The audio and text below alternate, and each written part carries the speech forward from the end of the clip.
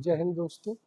मेरा नाम है एडवोकेट अमित कुमार भारती और आज जो टॉपिक हम डिस्कस करने जा रहे हैं ये सबसे मेन इंग्रेडिएंट है क्रिमिनल एडवोकेट्स का, जिसके माध्यम से कोर्ट में एक मुकदमा दाखिल होता है ना। Main source of earning of the criminal advocates, है ना। और ये जो प्रोसीजर है जो हम सुनते हैं कि एक 56(3) डाल दी उसने कोर्ट में, अब उसने अब नई धाराओं में बदल के एक 75(3) हो गई है ये। तो इसकी प्रक्रिया पहले क्या थी, अब क्या थी, दोनों चीज़ें डिस्कस करेंगे। एक 56(3) का आपको एक ओरली मैं एक ओवरव्यू दे देता हूँ। ओवरव्यू क्या है कि हम थाने गए, है ना, हमारे साथ कोई ऑफेंस हुआ जो कि संघीय अपराध की श्रेणी में आता हो, कॉग्निजेबल ऑफेंस जिसे कहते हैं, संघीय अपराध की श्रेणी में आता हो। हमने उसके लिए एक लिखित शिकायत दी थाना प्रभारी को, थाना प्रभारी ने उस पर कोई भी गौर नहीं किया, तो फिर हम डाक के माध्यम से एसएसपी महोदय को डाक से हम अपनी शिकायत का प्रार्थना पत्र भेजते हैं। अगर उसके बाद में भी हमारा मुकदमा पंजीकृत नहीं होता है तब हम कोर्ट में जाते हैं और कोर्ट में एक 56(3) के माध्यम से एक मुकदमा पंजीकृत कराया जाता है। ठीक है।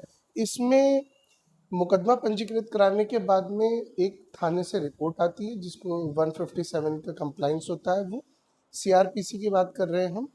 और 157 की कंप्लाइंस के बाद में उस रिपोर्ट के आधार पर जो भी मैजिस्ट्रेट होते हैं, है ना, जुडिशियल मैजिस्ट्रेट, वो on the basis of their discretion वो डिसाइड करते हैं कि इसमें मुझे एफआईआर के आदेश देने चाहिए।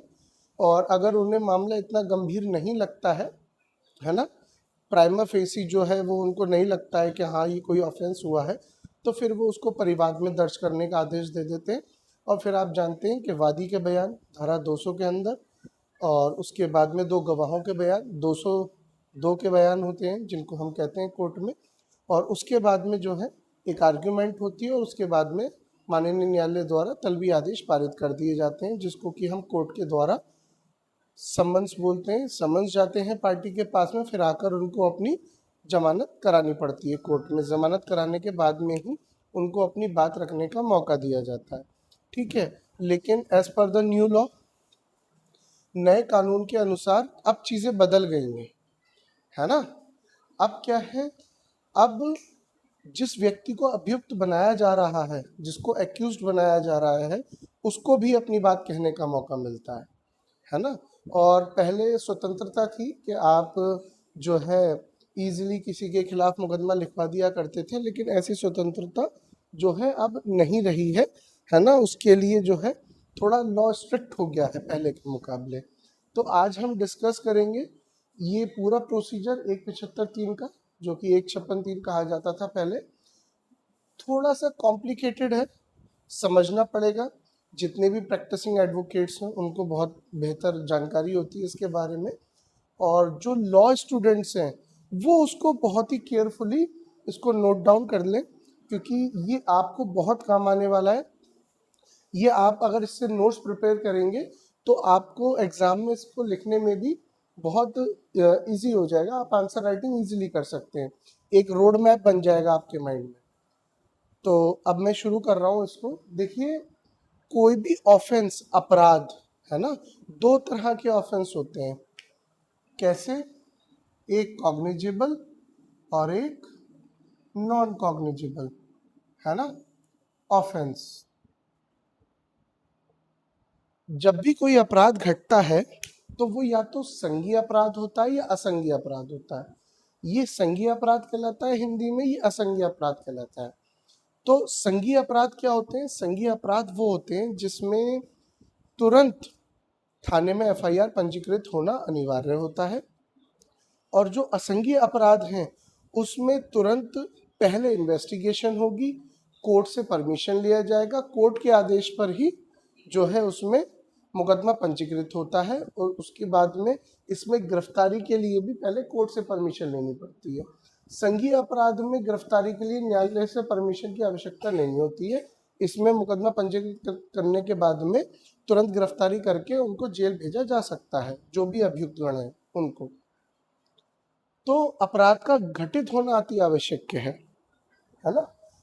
तो जब अपराध घटित हो गया तो फिर हम क्या देखेंगे उसमें कि अपराध किस श्रेणी का है, कॉग्निजेबल ऑफेंस है या नहीं है, संज्ञेय अपराध है या नहीं है। हमें तुरंत पुलिस को रीच करना चाहिए। संज्ञेय अपराध है, मेरे साथ किसी ने मारपिटाई कर दी, कोई चाकू मार गया, या मेरी आंखों के सामने ही मेरे सहयोगी के साथ में कोई दुर्घटना घट गई, कोई कांड करके चला गया, तो उसके लिए हमें तुरंत पुलिस को सूचना देनी चाहिए।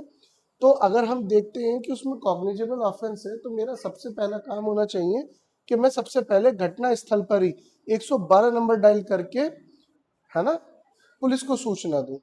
और अगर थाना या चौकी मेरे नज़दीक है तो मैं तुरंत जाके उसमें इत्तला करूं। अगर हालत गंभीर है तो 112 पे मुझे कॉल करनी चाहिए, वो ऑन रिकॉर्ड रहता है उनके पास में। तो उससे ये पता चलता है कि हाँ साहब वाकई में कोई घटना हुई थी, क्योंकि जब 112 नंबर में पुलिस घटना स्थल का मुआयना करती है, अड़ोसी पड़ोसियों से पूछती है, तो उसे पता चलता है कि हाँ वाकई में कोई घटना घटी है, या फिर ये सिर्फ हवाबाजी करके किसी को झूठे मुकदमे में फंसाने की रंजिश या साजिश की जा रही है। ठीक है। उसके बाद में हमें क्या करना होता है, जब घटना घट गई, हमने सूचना भी दे दी, अब हम जाएंगे थाने। थाने में क्या करेंगे, थाने में एक लिखित प्रार्थना पत्र देंगे। किसको?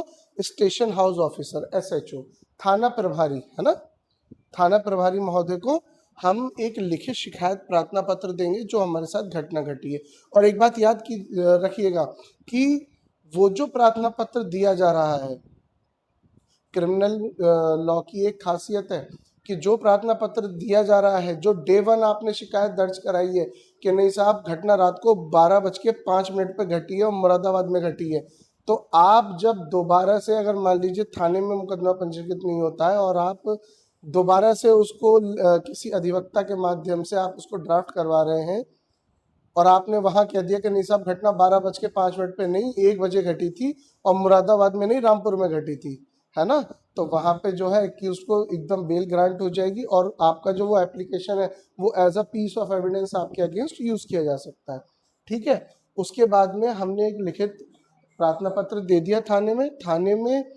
थाने में धारा 173(1) और 173(4) पुलिस अधीक्षक, कहने का मतलब ये है कि ये जो हम थाने में प्रार्थना पत्र दे रहे हैं वो 173(1) के अंतर्गत आता है ना। और अगर हमारी थाने में कोई बात नहीं सुनी जा रही है, हमें लगता है कि हमारी सुनवाई नहीं हो रही है ना, दूसरे पक्ष का ज्यादा दबदबा है, उसी की बात सुनी जा रही है, तो हम क्या करते हैं, एक लिखित प्रार्थना पत्र पुलिस अधीक्षक महोदय कप्तान साहब के लिए हम डाक कर देते हैं। ठीक है। डाक के माध्यम से भेजे गए प्रार्थना पत्र पे कप्तान साहब या जो भी पुलिस अधीक्षक महोदय होते हैं वो क्या करते हैं, वो संबंधित थाने को भेज देते हैं, थाना संबंधित चौकी को भेज देता है, और वहाँ पे जो भी आपके जो चौकी प्रभारी होते हैं वो उस एप्लीकेशन को देखते हैं, उनको बुलाया जाता है। अच्छा, ऐसा क्यों होता है कि हम लिखित में रजिस्टर्ड डाक के माध्यम से भेज रहे हैं, उसका एक मेन कॉज बता देता हूँ आपको। वो हम डाक के माध्यम से इसलिए भेजते हैं ताकि जब हम कोर्ट मूव करेंगे, जब हम न्यायालय के पास जाएंगे, तो वो रसीदें होती हैं हमारे पास में, डाक रसीदें, उन डाक रसीदों को पेपर पे हम चिपका के पेस्ट करके, और जो प्रार्थना पत्र दिया होता है उसको पेस्ट करके हम ऑनरेबल कोर्ट के सामने जब प्रेजेंट करते हैं, जब हमारा मुकदमा थाने से पंजीकृत नहीं होता है, कि सर देखिए हमने जो है लिखित सूचना भी दी है, हम कई बार गए, हमने अपनी पीड़ा बताई, हमारा मुकदमा पंजीकृत नहीं हुआ, इसलिए अब न्याय पाने के लिए हम आपकी शरण में आए। ठीक है। इसलिए वो लिखित में डाक के माध्यम से भेजना अनिवार्य होता है। ठीक है। उसके बाद में यहाँ तक हो गया। 173(4) में हमने उनको भेज दिया। अब 173(4) के प्रार्थना पत्र के साथ जब हमारी कोई कार्रवाई नहीं हो रही है तो उसके साथ अब हम कोर्ट मूव करेंगे। ठीक है। अब उसी ड्राफ्ट को हम लेकर जाएंगे, जो रसीदें हमने जिन जिन थाने में भेजी है, पुलिस अधीक्षक को भेजी है, अगर कोई महिला है उसके साथ में कोई घटना घटित हुई है तो हम कई बार महिला आयोग भी भेज देते हैं उसको, राजकीय महिला आयोग, राष्ट्रीय महिला आयोग, है ना। और हमें लगता है कि इंसानों के साथ में मॉब लिंचिंग हुई है, कोई बर्बरता की जा रही है, मेरे अधिकारों का हनन किया जा रहा है, कई बार हम ह्यूमन राइट कमीशन को भी इसको पोस्ट कर देते हैं। ठीक है। उससे उसमें संबंधित थाने के लिए जांच आती है और उसमें उनका इन्वेस्टिगेशन करना मैंडेटरी हो जाता है ना। उसके बाद में अब हम क्या करते हैं, ये 175(3) को 173(4) के साथ पढ़ेंगे। ये पढ़ना इसलिए बहुत ही महत्वपूर्ण है, आप जान पा रहे होंगे कि कुछ सिमिलर ही हैं दोनों, है ना, जो प्रोसीडिंग्स हैं वो सिमिलर ही हैं। अच्छा, अब जब हम कोर्ट जाएंगे तो हम अपनी उसी शिकायती प्रार्थना पत्र को ले जाने के बाद में उसको हम विद एफिडेविट को याद रखिएगा, एज पर द लॉ कभी भी as a proof of evidence नहीं माना जाता कि साहब हमने अगर किसी प्रार्थना पत्र के साथ शपथ पत्र लगा दिया है तो वो सबूत हो गया, नहीं, वो सबूत नहीं होता। ये हमें सीपीसी में पढ़ने को मिलता है ना। तो वो कभी भी as a piece of evidence consider नहीं किया जाता। उसके बाद में जब हम कोर्ट मूव करते हैं तो उसके बाद में कोर्ट उस एप्लीकेशन को, जो आपके एडवोकेट ने ड्राफ्ट तैयार किया है, आपकी बताने के अनुसार जो आपने अपनी पीड़ा बताई है, जो ड्राफ्ट तैयार होता है उसको फिर कोर्ट रीड करती है। रीड करके ये देखती है, जैसे मान लीजिए मुरादाबाद है, तो मुरादाबाद में अगर कोई घटना पाकबड़े में घटित हुई है ना, पाकबड़े में घटित हुई है, तो पाकबड़ा थाना जिस कोर्ट के अंतर्गत आता होगा, ACGM 1, 2, 3, 4, 5, 6, ठीक है, जिस भी उसके अंदर आता होगा कोर्ट के अंदर, है ना, वहीं पर ही एप्लीकेशन हम मूव करते हैं। सबसे पहले एप्लीकेशन CGM कोर्ट जाती है, CGM कोर्ट से as per to the relevant police station उसको जो है फॉरवर्ड कर दिया जाता है। अब इसमें क्या देख रहे हैं हम, तो जज साहब क्या देखेंगे कि क्या मेरा क्षेत्राधिकार लग रहा है, ये जो एप्लीकेशन मेरे पास आई है, जो दावा आया है, क्या मेरा क्षेत्राधिकार लग रहा है। क्षेत्राधिकार देखते हैं और उसके बाद में वो उन अपराधों का संज्ञान लेते हैं कि क्या मुझे इस पे जो है विचार विमर्श करना चाहिए, है ना। तो इन्हीं बातों को लेकर जज साहब जो है संज्ञान ले लेते हैं। वो देखते हैं कि प्राइमा फेसी क्या कोई अपराध हुआ है ना। उसके बाद में अगर मान लीजिए शिकायती प्रार्थना पत्र किसी पब्लिक सर्वेंट, लोक सेवक, सरकारी नौकर के खिलाफ है, कोई भी सरकारी कर्मचारी है, अगर उसके खिलाफ कोई शिकायती प्रार्थना पत्र दिया गया है तो उसके खिलाफ जांच के आदेश देने से पहले उसके वरिष्ठ अधिकारी से रिपोर्ट मांगनी होगी। ये 175(4) कहता है। ये न्यू लॉज के अकॉर्डिंग, है ना, अगर कोई भी गवर्नमेंट सर्वेंट है और उसको उसके खिलाफ अगर कोई शिकायती प्रार्थना पत्र दिया गया है तो उसके खिलाफ माननीय न्यायालय कोई भी कार्रवाई करने से पहले उसके सुपीरियर ऑफिसर से, जो भी उनका हेड होगा, उससे रिपोर्ट मांगी जाएगी कि ये उस दिन कहाँ थे, घटने वाले दिन कहाँ थे, आपसे कोई वार्तालाप हुई क्या, आपके संज्ञान में ऐसा कुछ है। तो वो वहाँ से एक उनसे जानकारी लेते हैं। जानकारी लेने के बाद में ही न्यायालय अपनी प्रोसीडिंग्स को आगे बढ़ाता है, ठीक है। उसके बाद में 175(3) में कोर्ट को पुलिस का पक्ष सुनना होता है। संबंधित पुलिस अधिकारी को बुलाया जाता है। बुलाने के बाद में पूछा जाता है कि FIR दर्ज क्यों नहीं की गई, ठीक है, और आपने जो भी प्रिलिमिनरी इंक्वायरी की उसमें आपके सामने क्या आया। देखिए, जब भी कोई पक्ष विपक्षी के खिलाफ, जिसे भी वो अभियुक्त बना रहा है ना, तो एक्यूज पर्सन के खिलाफ जो भी वो शिकायती प्रार्थना पत्र दे रहे हैं, तो थाने में दोनों पक्षों को बुलाया जाता है। दोनों पक्षों को बुलाकर दोनों का मुद्दा सुना जाता है, क्या बातचीत है क्या नहीं है, दोनों पहलुओं को। उसी आधार की बात हो रही है, उसी आधार पर जब कोर्ट में 175(4) डल जाती है, वो सॉरी 173(4) डल जाती है ना, तो जो रिपोर्ट मंगाई जाती है थाने से, यहाँ पर उसी रिपोर्ट की बात हो रही है, प्रारंभिक जांच, है ना। तो उसमें जो भी उनके सामने आता है वो उसी आधार पर अपनी रिपोर्ट तैयार करके ऑनरेबल कोर्ट में सबमिट कर देते हैं। उसके बाद में एक फाइनल आर्ग्यूमेंट होता है एडवोकेट्स के बीच में।